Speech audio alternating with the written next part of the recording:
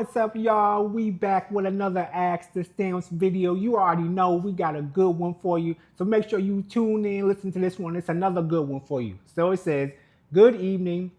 I've watched your reels on Facebook and I'm very inspired by the godly wisdom that you do have given to the masses. I'm not sure if you are ever going to see this, but I don't know who else to turn to for godly wisdom from an impartial standpoint. First of all, I'm 61 years old, a white male. I'm married 12 years to a 52-year-old black female whom I consider my queen. We've had 5 kids, 3 together, and 2 are hers from a prior relationship. Those 2 kids I claim as my son and daughter, so they are essentially my children. I also have 3 children from a prior marriage to another black female who passed away from a stroke from complications. In the last 12 years that I've been married to my current wife, the beginning was good. We cared for each other, we loved each other, and we expressed it. After 6 years into the marriage, it started to subside on her part. And although I've inquired as to the reasons behind the gradual decline, her communication skills are not good. Recent years have seen an absence of intimacy, love, and affection. I could speak of her indiscretions, but I'm responsible for my own actions. After 3.5 years of not having the very thing that I crave, love and affection, I had multiple online relationships that took a sexual turn. In simple terms, I cheated. Never did I physically touch another woman, but the word says that if an adulterous thought comes to mind, that I've committed the sin. It lasted for a few months and was discovered, and I came clean, apologized, and since then, I've been trying to stay straight. Even after all this, I've told her why I did it. She still doesn't want to give me what I've been needing for years, even before the infidelity. To be clear, just because I have what I believe is the reason, that most certainly doesn't excuse what I did. I was weak and vulnerable, and I didn't stay prayed up, and I gave in to the temptation. I totally accept the blame for my actions. Can you give me advice on how to proceed from this point? And I will answer any questions you have for me. And I really hope you get to see this because I'm in fear for this marriage. Thank you and have a blessed day." Woo wee. Woo wee. So what you got to say about this question here? He said he's been married to this beautiful black queen for some time. They got kids together and kids from other situations. He been longing for love and intimacy, and they showed it really great for the first early times. Now they're not doing it so much. It's been 3.5 years. He had some emotional connections online with some people, and confessed it and everything. Now he's just trying to figure out what he can do. What you thinking? Wow. Wow. Well, thank you for writing in. Beautifully written. This is tough because they've been together, and then these last 3.5 years, it's just been, a dry spell between the two. I'm guessing that you already sat down with her, right, and had a conversation with her, right, and expressed your concerns. If you haven't already, or even if you have, I think they need to do it again. Yeah.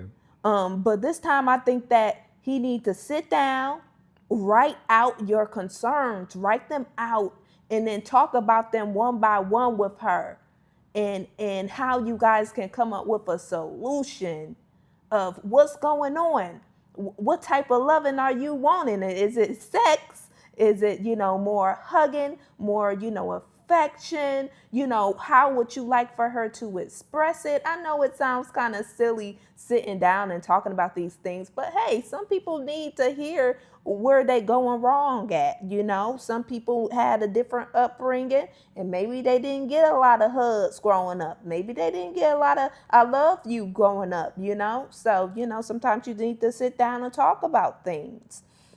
But I think y'all need to come together, sit down, write out what your concerns are, and tell them to her one by one, and come up with a plan of how y'all can have a solution.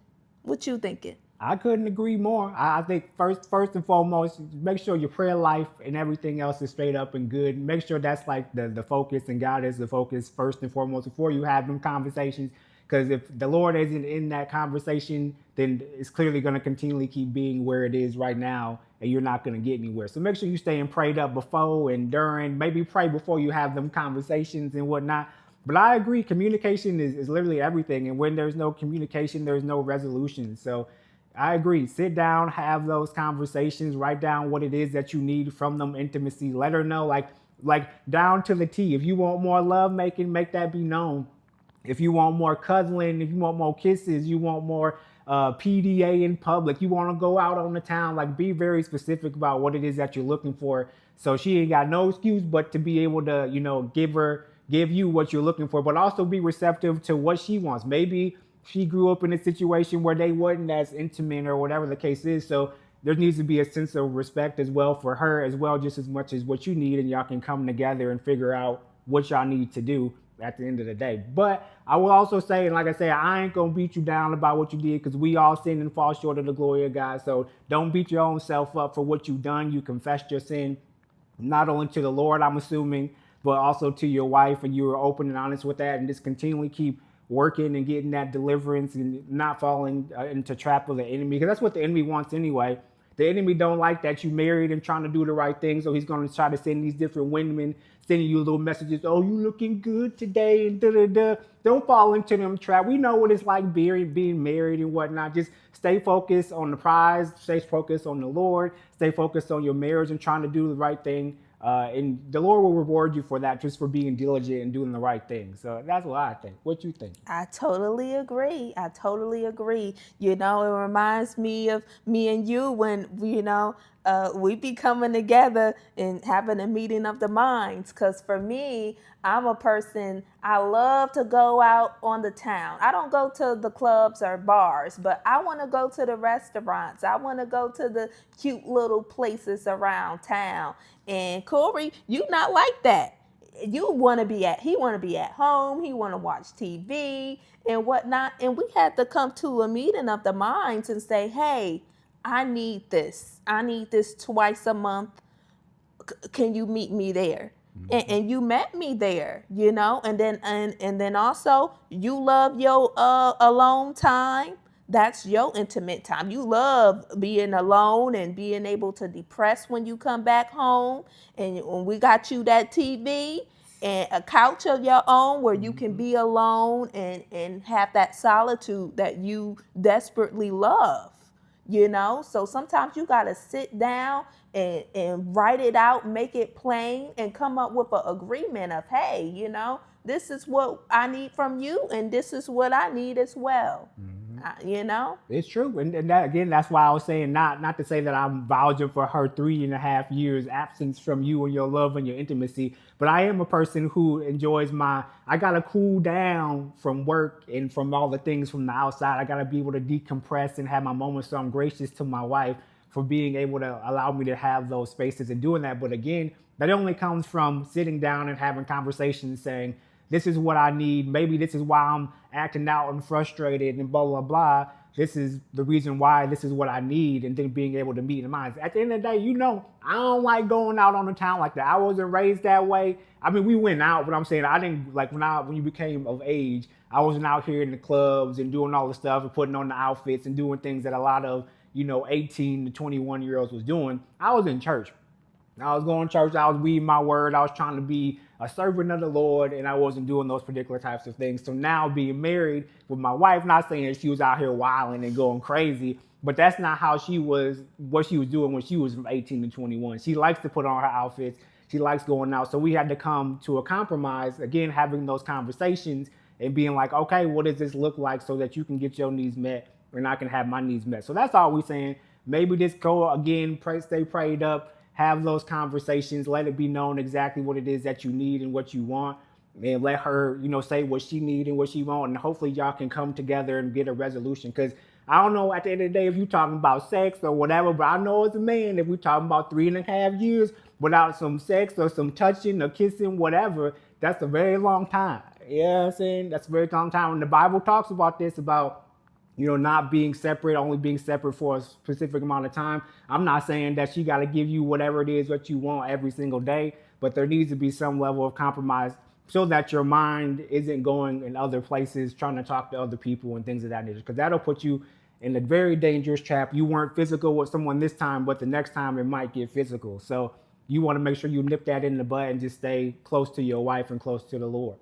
I feel it. And withholding sex from your spouse, that's a form of witchcraft. It's a form of manipulation, it's a form of control because human beings, we need to come together and have sex. That's spiritual warfare as well. So for her to, if she's not having sex with you and she's, pushing you away, yeah, definitely do some fasting and some prayer for your wife, cause that's just not normal. A man and a wife, y'all supposed to come together. That's worship, that's spiritual warfare in the best way possible. And yeah, so that's very interesting. If the woman, if she's feeling like, oh, she wants to be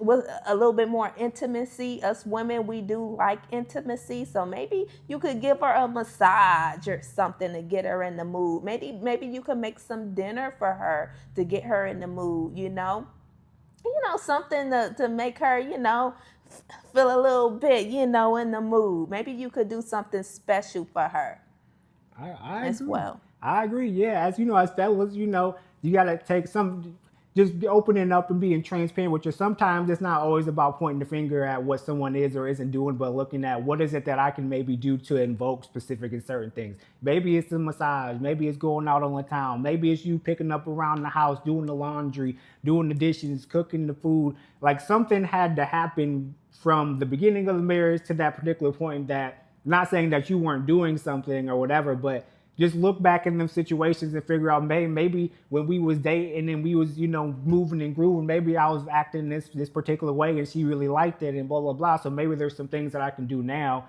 to get myself together. At the end of the day, all we saying is don't give up on your marriage. Keep fighting, keep trying to do what you can. I know it's been 3.5 years. I know there's been some cheating and all this other stuff, but there's still time. The Lord is still with you. Seek Him, and He'll help you to figure out what it is that you need to do next to get that coming together and everything else that you desire. Yes. Amen. Amen. But thank you, Jeff, for sending in your question. We really appreciate it. Again, as we always say, we'll be praying for you that everything works out for you and that the Lord will lead you and guide you in and with your situation.